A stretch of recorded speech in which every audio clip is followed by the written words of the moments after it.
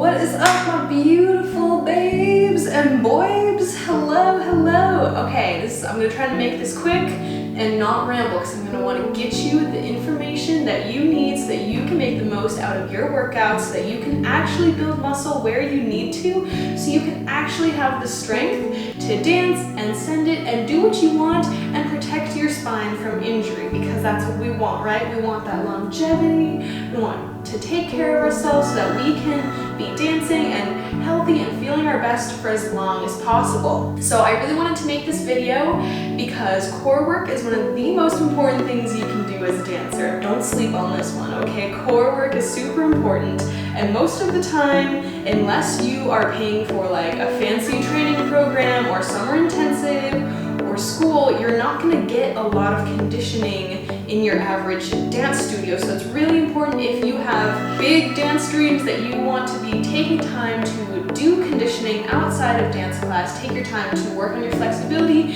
and to work on your strength so that you can not only injury prevent, but it'll also help you just be a better dancer. But a lot of the times people are going through their workouts and they don't know how to properly execute them, and they turn out looking something like this.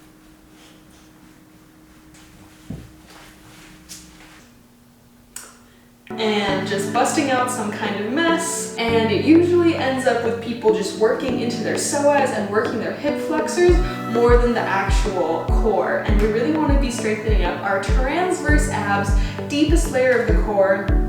It gives us so much support, like 360 support for the spine, and it's one of our deepest layers of the core, so it's kind of like tricky to access. You gotta get in there past other layers of muscle that are more superficial, and I'm gonna show you how to do that. So you can use these tips with whatever core work you're doing, whether it's my videos or it's with a teacher, a conditioning class at your school, or someone else's videos, or you're just doing your own core work. Use these and you will actually feel results in your strength, in your spine health, and just how good you feel in your normal day-to-day life. You'll be less achy in your back, less achy in your hip flexors, and it'll just help so many things. This is like the #1 thing people should learn for getting core strength. Okay, so first things first, wherever you are, say you're on your back, you really want to be making sure that your core isn't bubbling up. Like, we want to be pulling it down and in. This might seem kind of obvious, but a lot of people will just like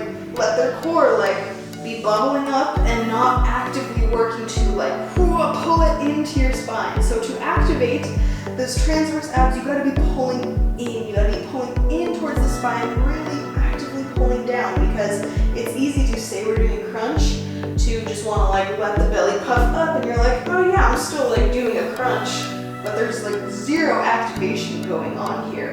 But you wanna be pulling down, and that is what pulls you up, so that way you're not just like working the neck here, okay? We don't want to be activating by pulling down, and that goes for any exercise you're doing.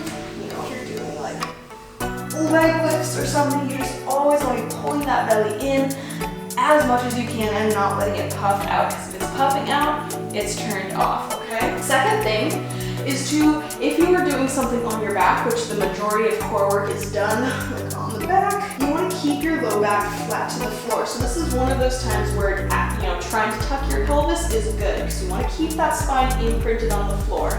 Say we're doing leg lowers, which is a really beneficial exercise, but if you're letting your back arch like that, see how I'm doing that? That is just going to put so much strain on your low back.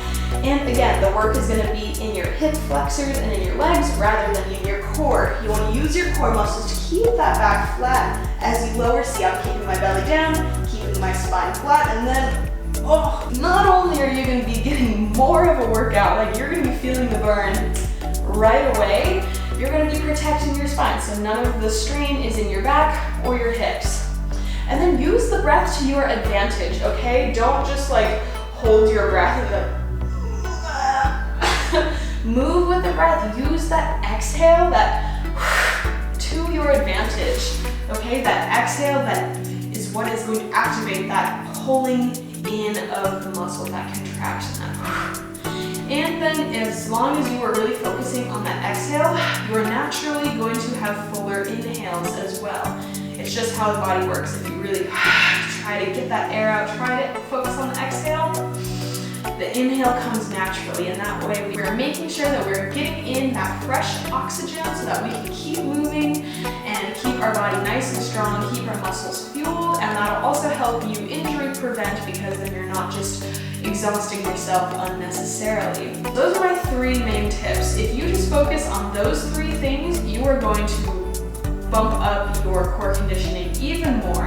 And then other little things that you can pay attention to is what your ribs are doing. So a lot of times your ribs might want to flare out.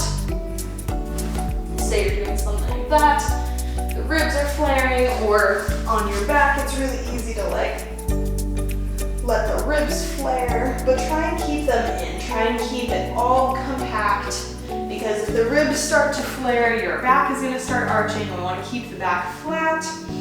So yeah, just having more awareness and trying to really feel the burn in the core, trying to relax through the front of the hips and the hip flexors, that is gonna make such a world of difference in your life, you guys. It might take a little bit to really get those habits built in to your body so that it just naturally starts to do that. So once you're doing core work and you're trying to implement these new things, like take it slow. Really try to focus on the quality rather than the quantity of your movement. And then as you build up that strength, then you can add on more and see if you can take things faster. But you really want to start with a super strong foundation, and that is going to take you so far, you guys. Like, trust me, coming from someone who didn't prioritize actually learning how to turn on my core, and then got a low back injury and had to really learn kind of from scratch, from square one of being injured, how to properly activate the core. This is not something you want to sleep on, okay? It's really easy, especially in the dance world where everything is so like image focused, to just be like, I just want to work out to get abs.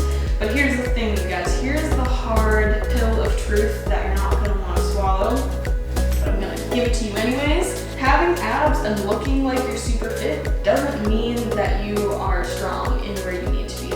When you see someone having like 6-pack abs, what those muscles are is the rectus abdominis, this layer of muscle that kind of just goes up the front right here.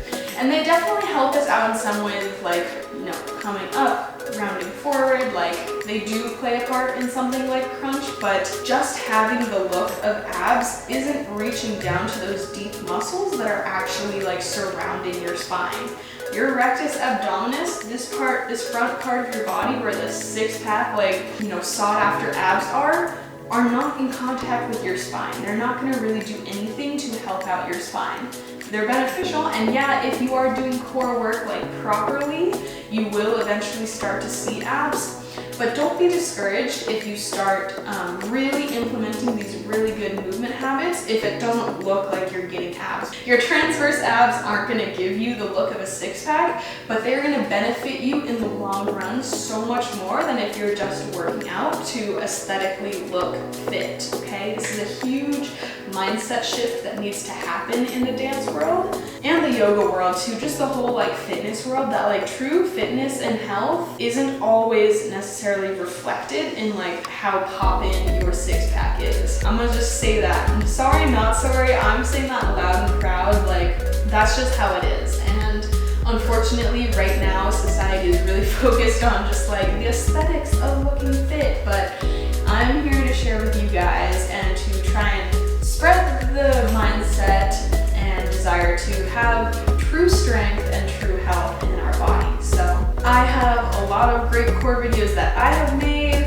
that will go over all of this stuff and really work the core. Super fun. I will link everything for you. Get ready to feel that core burn, honey, in ways that you have never felt it before. Okay, y'all, I will catch you next time. Follow me on Instagram, like this page, subscribe with new videos coming out every week. Join me on this holistic dance wellness journey. I will see you soon. Much love, y'all. Mwah!